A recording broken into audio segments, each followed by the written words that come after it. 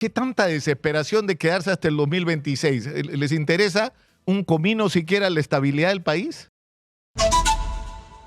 Cuando atravesamos por la peor crisis de inseguridad de los últimos tiempos, cuando ya el año 2024 es largamente el peor año en términos de violencia y de homicidios de los últimos tiempos, nunca ha ocurrido una cosa así en el Perú. Cuando estamos agobiados por esta crisis de inseguridad, pero cuando a la vez tenemos frente a nosotros una extraordinaria oportunidad por el disparo en el precio de los minerales en el mundo. Y junto con eso estamos al borde de la inauguración del puente que va a unir el Pacífico con el Atlántico, con Sudamérica, con el mundo. Es decir, cuando tenemos una oportunidad extraordinaria de producir realmente una revolución en la economía y en la vida de los peruanos. Cuando tenemos al frente el reto de resolver la crisis de la explotación de ese mineral. Cuando tenemos 480,000 personas o más en condiciones de informalidad, algunas en proceso de formalización, otras lamentablemente no. Pero en fin, en un proceso de formalización que ha sido un fiasco total, pero que está significando que en términos prácticos la mitad, por lo menos del oro que se extrae y se comercializa en el Perú tiene lo que podríamos llamar un origen informal, para no ser injusto y decirle ilegal a todo aquel que no sea parte de la Sociedad Nacional de Minería, porque hay mineros que son legales a través del sistema del Reinfo.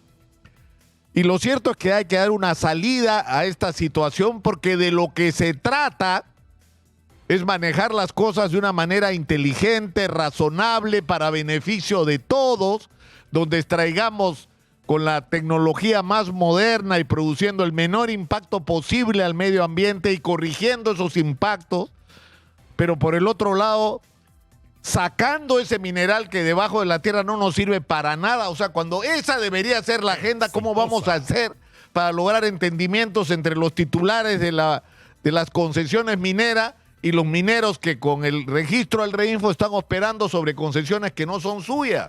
¿Es posible un entendimiento? Por supuesto que es.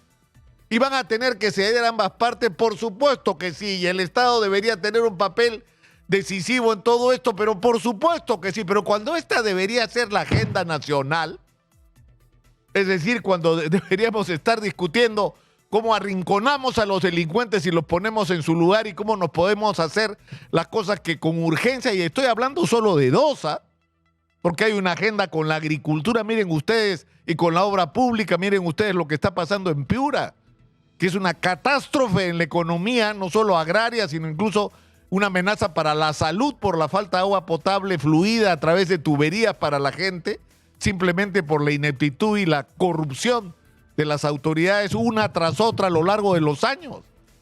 Entonces, cuando esa debería ser nuestra agenda, fíjense de lo que estamos discutiendo.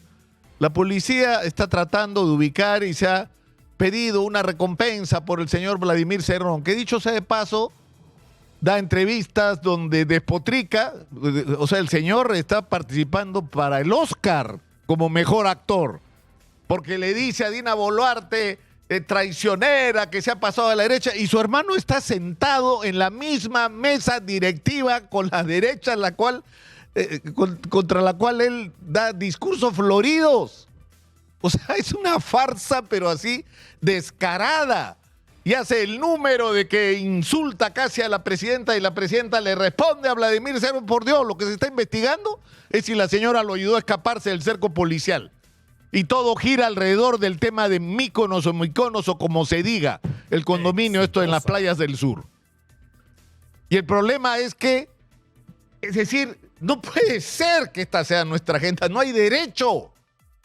No hay derecho a que cuando nos refiramos a la presidenta de la República estamos hablando de sus Rolex, de las mentiras que dijo sobre el Rolex, porque cambió hasta 3 veces de versión.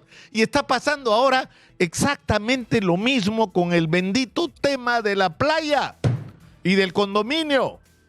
O sea, Los administradores del condominio dicen que por lo menos legal y formalmente la señora no entró, o sea, se escondió para entrar porque no se identificó para entrar.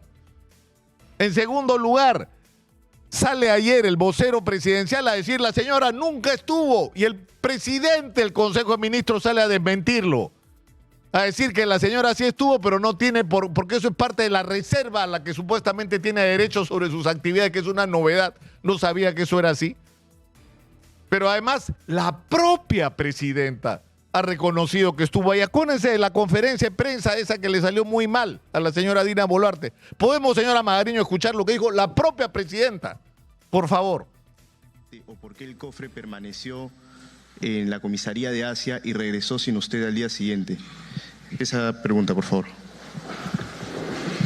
¿Cuál es su nombre, señor? Salvador. Salvador. Salvador. Salvador, con el respeto que te mereces, creo que tu pregunta invade el espacio personal familiar. Creo que nadie está obligado a decir con quiénes se reúnen más cuando se trata de seguridad de la familia. Con más razón, y no estoy debatiendo contigo, Salvador, con más razón, Salvador, con más razón, siendo la presidenta de la República, hay un marco de seguridad que la ley así lo establece. Es decir, la presidenta de la República no está diciendo que ella nunca estuvo. La presidenta de la República no está diciendo mentira, no, está diciendo, da por cierto que estuvo ahí y que ella no tiene por qué revelar con quién estuvo, a quién visitaba o con quién estaba acompañada, porque eso es su reserva personal. Es decir, es grotesco lo que está pasando, ni siquiera son capaces de ponerse de acuerdo en una sola versión, porque ya después ha salido el premier a decir, uy, pido disculpas por la confusión. Pero si lo que se sabía es que había estado y que hasta ahora no está claro por qué estuvo, con quién estuvo y qué hizo mientras estuvo, y si se usó o no un vehículo presidencial para ayudar a un prófugo de la justicia a evadir el cerco policial. Entonces estamos en una situación sinceramente que no merecemos, que los ciudadanos de ninguna manera merecemos. Es decir, no sé, o sea, yo sinceramente ya no sé qué decir en las mañanas para tratar de invocar a un mínimo de sensatez. Por Dios, vamos a inaugurar el puerto de Chancay, vamos a tener la reunión de APEC. Es decir, y el puerto de Chancay se está inaugurando y no hemos empezado a construir las carreteras para incorporar este puerto a la infraestructura de vías nacionales. O sea, no hemos declarado hasta ahora la zona económica especial de Chancay, que es por donde debimos empezar hace años, para que la inauguración del puerto de Chancay se diera de la mano con el anuncio de que, por ejemplo, en Chancay se puede construir tal vez la primera o segunda fábrica de vehículos eléctricos más grande del mundo, con lo cual el Perú pasa a ser nuevamente un país industrial. Porque eso es lo que está ocurriendo en este momento. Y porque hay, no decenas, cientos de inversionistas que están esperando que alrededor del puerto de Chancay se den las garantías de que su inversión no se va a poner en riesgo por la inestabilidad política, y eso es lo que te da el marco de la declaratoria de una zona económica especial, donde además el señor ministro de Economía tiene que entender que como estamos en un mundo donde se compite por la inversión, el impuesto a la renta, por lo menos los primeros 10 años, tiene que ser cero, y que por supuesto a cambio de eso se exigen beneficios para el Estado peruano y para la sociedad peruana, compensaciones por abrirles la puerta a la inversión, porque también se pueden hacer las cosas bien, no se trata de arrodillarnos, porque tenemos esta vez la sartén por el mango y podemos negociar de igual a igual con quien querramos, pero ¿se dan cuenta ustedes lo que está pasando? se va a inaugurar este tremendo puerto y no hemos hecho nada. No hay agua potable suficiente. No está resuelto el problema de quién es el dueño de los terrenos porque hay un desmadre en el saneamiento físico legal. Es decir, estamos absolutamente fuera de sintonía con lo que son nuestras obligaciones o deberían ser nuestras obligaciones y nuestras tareas. ¿Por qué? Por la desgracia de políticos que nos están conduciendo. Exitosa. Que lo único que quieren es enchufarse. Lo único que necesitan es enchufarse, o lo que quieren es enchufarse para, yo no sé, obtener privilegios, prebendas. A mí me empieza a oler mal todo esto.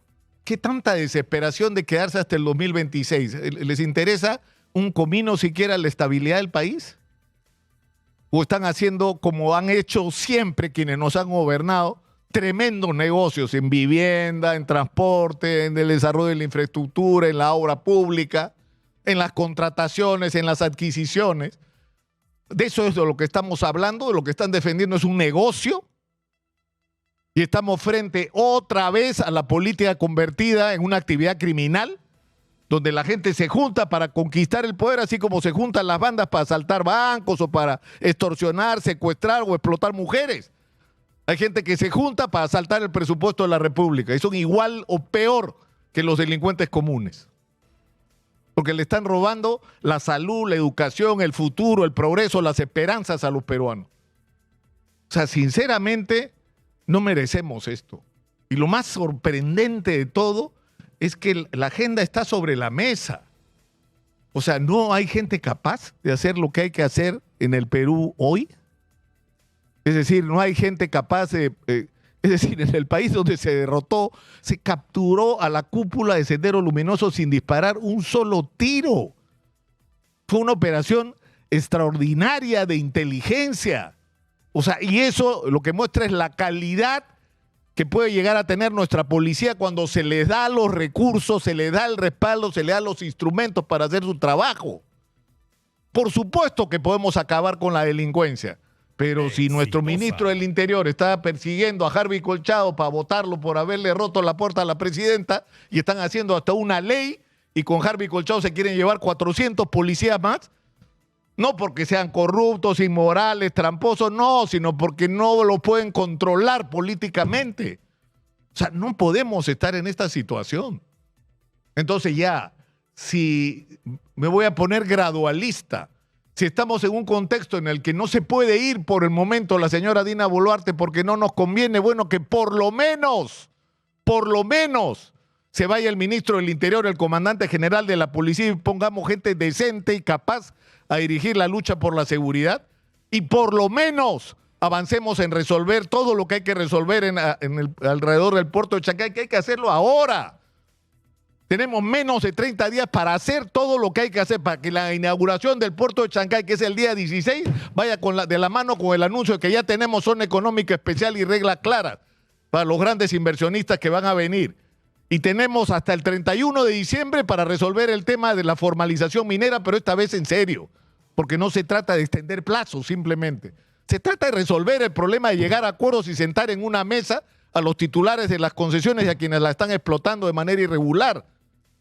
¿Ese acuerdo es posible? Insisto, por supuesto que sí. Y hay que poner voluntad para que así sea. Pero eso es lo que tendríamos que estar haciendo. Eso se puede hacer ahora con Dina Boluarte, sin Dina Boluarte. Comencemos por ahí.